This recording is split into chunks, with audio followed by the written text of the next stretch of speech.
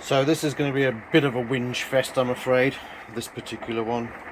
Um, if you don't want to hear me whinging about things, um, yes, don't watch it. So the story with the cylinder head was I bought this off a Zed Owner Club member, swapped it for a pair of standard Zed forks, I believe, so it was free. It was originally painted blue. Yes, it was painted blue, bright blue. And as I said before, it's an American spec head, but without the machining done. And it was, it was an unknown quantity. The guy reckoned it was, an okay head, but he hadn't had it on a bike. He just had it as a spare, so he didn't really know. So I'm not really moaning at him. But when I came to building this head up, the original Zed valves, every single valve was bent. Now, when I originally bought the bike from the Irish chaps, it was a deceased estate, basically, and of an Irishman, and his daughter and his sons were selling it, so I bought it off them. And when I turned up and collected it, one of the brothers was jumping up and down on the kickstart saying it won't turn over. Well, he bent all the valves.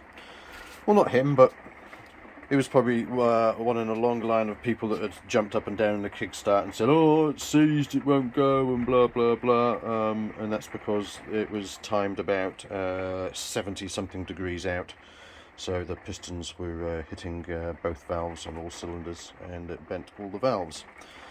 So,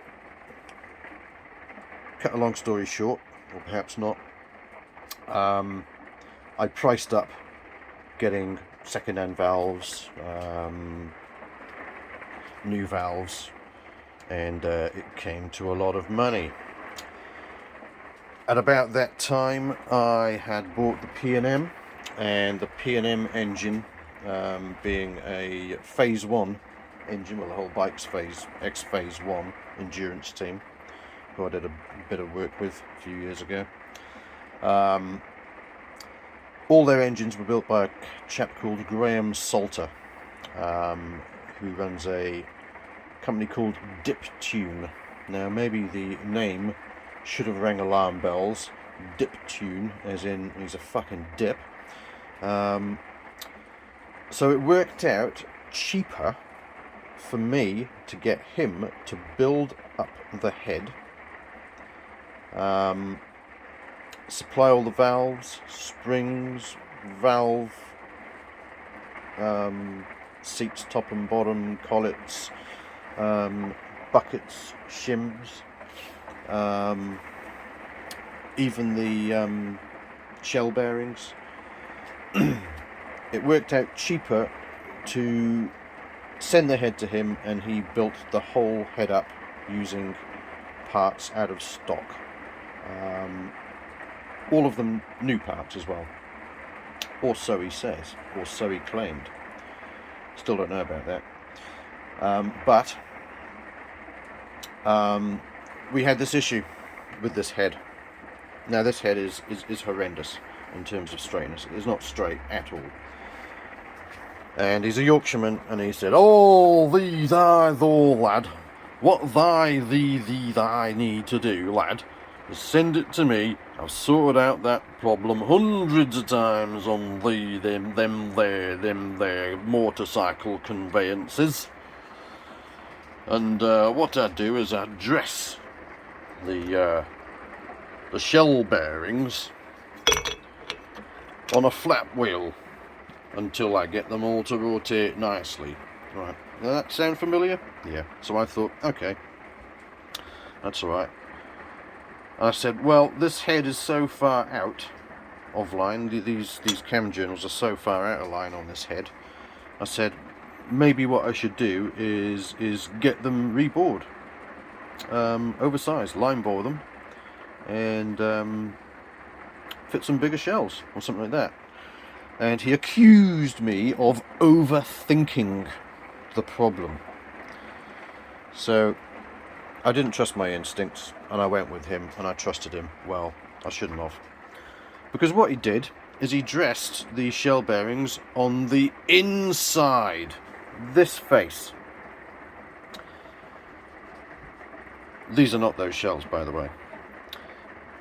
And the worst problem was, of course, number 2, which it always is on these heads. Number 2 on the exhaust is always the problem. So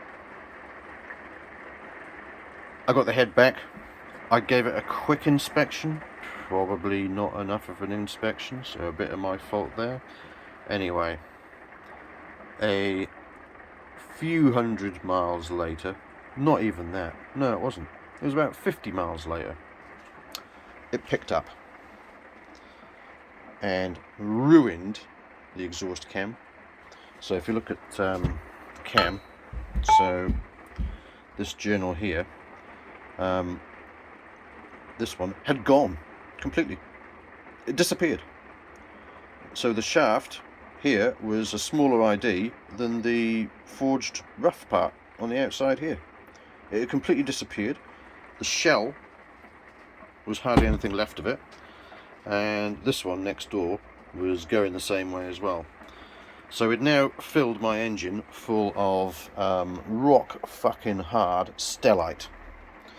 And I think you might remember, Mr. Baker, me sending you a video of me cleaning that engine out using the degreaser pump, which I think I did fairly successfully anyway. But anyway, I then got in contact with him, not too happy about it, and he said, "Don't worry, lad, I'm not a cunt. Send the head back to me and I'll fix it all up for you." So I sent it back to him. So he supplied all new shells, new cams, or new second-hand cams, new bearing caps. So these weren't the original caps with this head. And then he worked his Yorkshire magic, which turned out to be fucking even worse.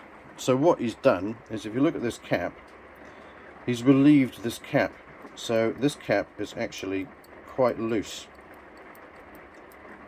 on the dowels. And the reason it's loose is because if you look at this hole, let me just get the fucking camera there, that hole, he's actually overbored that hole, put a bigger dowel in there, but he's bored it on purpose offset slightly. So he was of the opinion that what was, when I can actually see, when you have a look at the here's the dowel, it's actually a stepped dowel. It's got 2 different diameters, and he's done that so in his opinion it's the cap is allowed to settle and find its own location. But the problem isn't in this axis. That's straight in that axis. The problem is this axis. It's not straight like this. So he can't even fucking think. He claims to be an engineer. Fucking bullshit. Anyway, and that's what I've been left with. And the problem with this cap is you cannot fucking torque it down properly. You can't get enough torque on it, and it still tightens up and it still binds up, and that's why everything is fucking hot. The other reason why it's hot is because he didn't lap any of the valves in.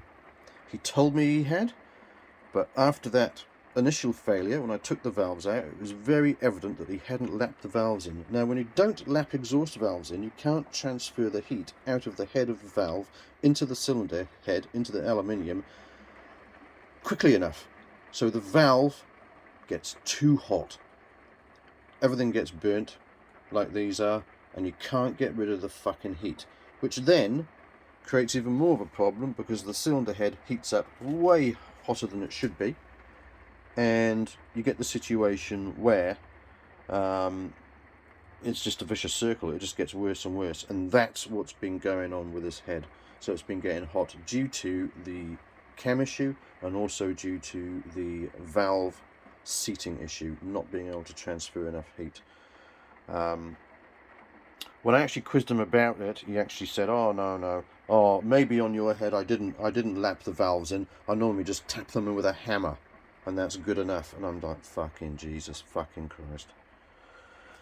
Which is a shame. I mean, it doesn't add up, because his engine's like that P&M. That engine is a fucking peach. You know, it is a beautiful, smooth, very powerful engine. About 140 horse, I reckon, which is a lot out of one of these engines. This is probably about 120 to 130. So there we go. Fucking rant over. I've learnt my lesson. I'm not going to trust anyone else. I'm going to do all of this work myself. And then I've only got myself to blame, haven't I? But I'm going to be pretty meticulous on this. Thank you, and sayonara.